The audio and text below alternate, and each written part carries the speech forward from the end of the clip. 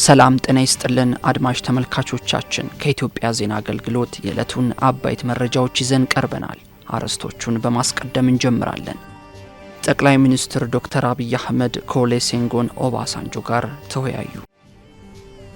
የሕዝብ ተወካዮች ምክር ቤት ዛሬ ባካሄደው አስቸኳይ ስብሰባ 2 የብድር ስምምነት ረቂቅ አዋጆችን መርምሮ አጸደቀ። በአረንጓዴ አሻራው በመዲናዋ 6 ሚሊዮን ችግኞችን ለመትከል አቅደን እየሰራን ነው ሲሉ ከንቲባ አዳነች አቤቤ ገለጹ። መንግስት የኢትዮጵያን የሎጂስቲክስ ዘርፍ በማዘመን የገቢና የወጪ ንግድን ቀልጣፋ በማድረግ የኢንቨስትመንት ፍሰትን ለማሳደግ በትኩረት እየሰራ መሆኑን የትራንስፖርትና ሎጂስቲክስ ሚኒስትር ዴኤታ ዴንጌ ቦሩ ገለጹ።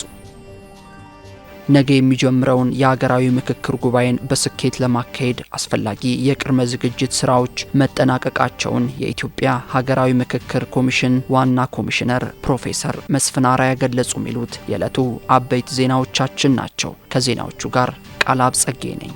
አብራችሁን ቆዩ።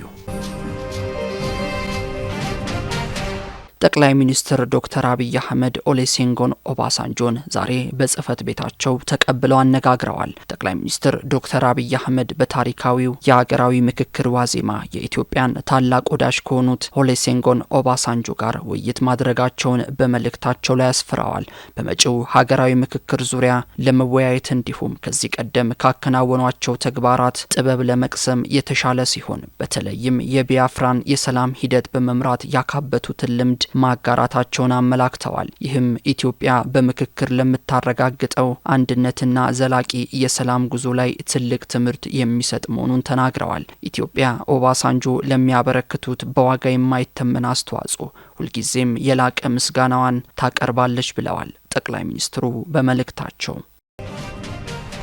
የሕዝብ ተወካዮች ምክር ቤት ዛሬ ባካሄደው አስቸኳይ ስብሰባ 2 የብድር ስምምነት ረቂቅ አዋጆችን መርምሮ አጸደቀ። 6ኛው የሕዝብ ተወካዮች ምክር ቤት 5ኛ ዓመት የሥራ ዘመን 2ኛ አስቸኳይ ስብሰባውን አካሂዷል። ምክር ቤቱ በዛሬው ስብሰባው በኢትዮጵያና በጣሊያን ሪፐብሊክ መንግስት እንዲሁም ከዓለም ባንክ ለ3ኛው የኢትዮጵያ እድገትና ልማት ፖሊሲ ክንውን ጋር በተጣጣመ መልኩ ለዘላቂና አስተማማኝ ልማት ለኢትዮጵያ የሚሰጥ የበጀት ድጋፍ ማስፈጸሚያ የብድር ስምምነትን በሙሉ ድምጽ አጽድቋል። በሕዝብ ተወካዮች ምክር ቤት የመንግስት ዋና ተጠሪ ሚኒስትር ዶክተር ተስፋዬ በልጅጌ የብድር ስምምነቱን አስመልክቶ በሰጡት ማብራሪያ የብድር ስምምነቱ 70 ሚሊዮን ዩሮ ሲሆን ምንም አይነት የአገልግሎት ክፍያ እንደማይጠየቅበት ገልጸዋል። ብድሩ ቀጥታ ወደ መንግስት በጀት ፈሰስ የሚደረግ መሆኑን ጠቁመው የማክሮ ኢኮኖሚ ትግበራውን በማሳለጥ እድገትን ለማፋጠን አጋዥ ነው ብለዋል። የብድር ስምምነቱ 16 ዓመት የችሮታ ጊዜ ያለው ሲሆን በ30 ዓመት ጊዜ ውስጥ ተከፍሎ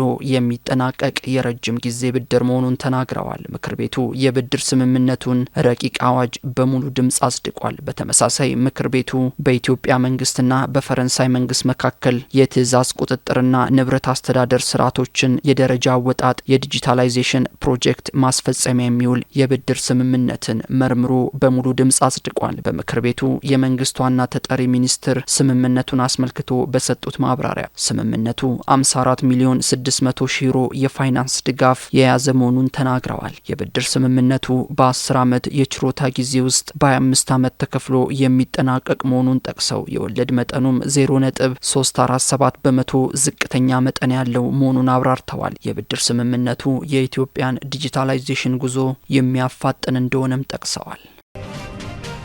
በአረንጓዴ አሻራው በመዲናዋ 6 ሚሊዮን ችግኞችን ለመትከል አቅደን እየሰራን ነው ሲሉ ከንቲባ አዳነች አቤቤ ገለጹ። በአረንጓዴ አሻራ መርሃ ግብር በአዲስ አበባ ከተማ አስተዳደር 6 ሚሊዮን ችግኞችን ለመትከል መታቀዱን ከንቲባ አዳነች አቤቤ ገለጹ።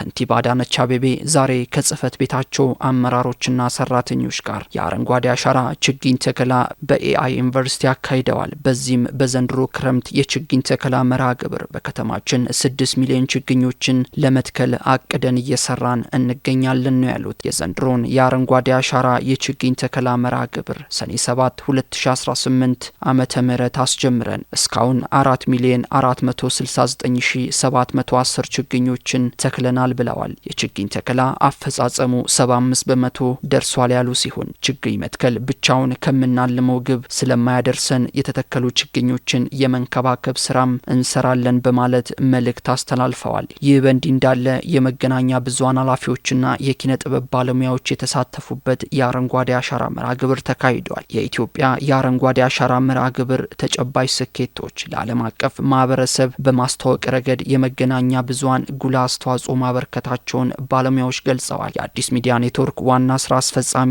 አቶ ሰለሞን ዲባባ በበኩላቸው መገናኛ ብዙሃኑ መረጃን ለህዝብ ከማድረስ በዘለል በተግባር በመሳተፍ ችግኞችን በመትከል የበኩላቸውን አሻራ እያሳረፉ እንደሚገኙ አስረድተዋል። የኢትዮጵያ ብሮድካስቲንግ ኮርፖሬሽን ምክትል ዋና ስራ አስፈጻሚ አቶ ዘላለም እንዳሻው በበኩላቸው የአረንጓዴ አሻራ መርሃ ግብር የአየር ንብረት ለውጥን ለመቋቋምና የምግብ ዋስትናን አስተማማኝ ለማድረግ ያለው ፋይዳ እጅግ የላቀ መሆኑን ገልጸዋል። የፊልም ባለሙያው ቴድሮስ ተሾመ የአረንጓዴ አሻራ መርሃ ግብር የአየር ንብረት ለውጥን ለመከላከል የአፈር መሸርሸርን ለመቆጣጠርና የምግብ ዋስትናን ለማረጋገጥ ወሳኝ ድርሻ ያለው ብሔራዊ ተነሳሽነት መሆኑን ገልጸዋል።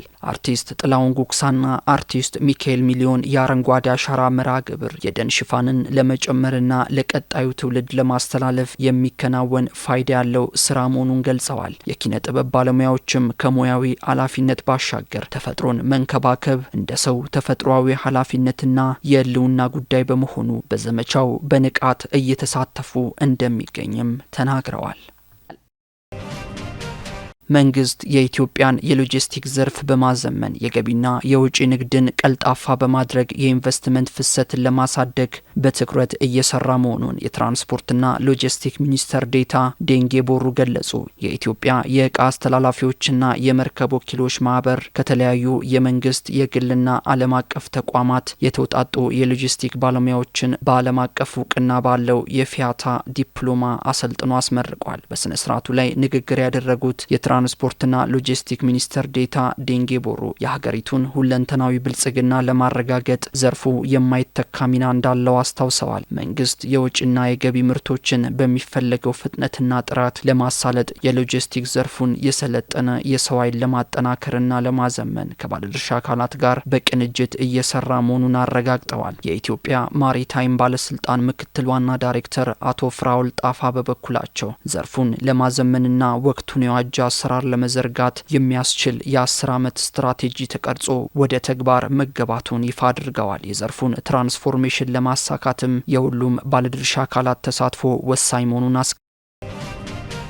ነገ የሚጀምረውን የሀገራዊ ምክክር ጉባኤን በስኬት ለማካሄድ አስፈላጊ የቅድመ ዝግጅት ስራዎች መጠናቀቃቸውን የኢትዮጵያ ሀገራዊ ምክክር ኮሚሽን ዋና ኮሚሽነር ፕሮፌሰር መስፍን አርአያ ገለጹ። የሀገራዊ ምክክሩን ዋና ጉባኤ ዋዜማ ተከትሎ ከኮሚሽኑ ግቢ ጀምሮ የማርቺንግ ባንድ ትርኢት ቀርቧል። ማርቺንግ ባንዱ በከተማዋ በተለያዩ አካባቢዎች በመዘዋወር የተለያዩ ትርኢቶችን አቅርቧል። የኮሚሽኑ ዋና ኮሚሽነር ፕሮፌሰር መስፍን አርአያ በዚህ ወቅት እንደገለጹት ኢትዮጵያ በታሪኳ ለመጀመሪያ ጊዜ ነገ የምትጀምረው ሀገራዊ ጉባኤ አስፈላጊ ቅድመ ዝግጅቶች ተጠናቀው ዋዜማው ላይ ደርሰዋል ብለዋል። ነገ በሚጀምረው በዚህ ታሪካዊ ጉባኤ ላይ ከ4000 በላይ ዜጎች በጋራ በመቀመጥ በሀገራቸው የጋራ ጉዳዮች ላይ በሰፊው ይመክራሉ ብለዋል። ሀገርን በጽኑ መሰረት ላይ ለመገንባት በሚደረገው በዚህ ታሪካዊ ጉባኤ ላይ እያንዳንዱ ተመካካሪ በንቃት እንዲመካከርም ጥሪ አቅርበዋል። ኮሚሽኑ ከነገ ሐምሌ 8 ቀን 2018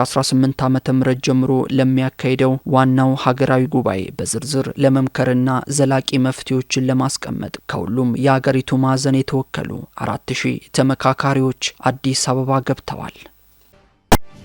ዜናው አበቃ። ሰላም ቆዩ።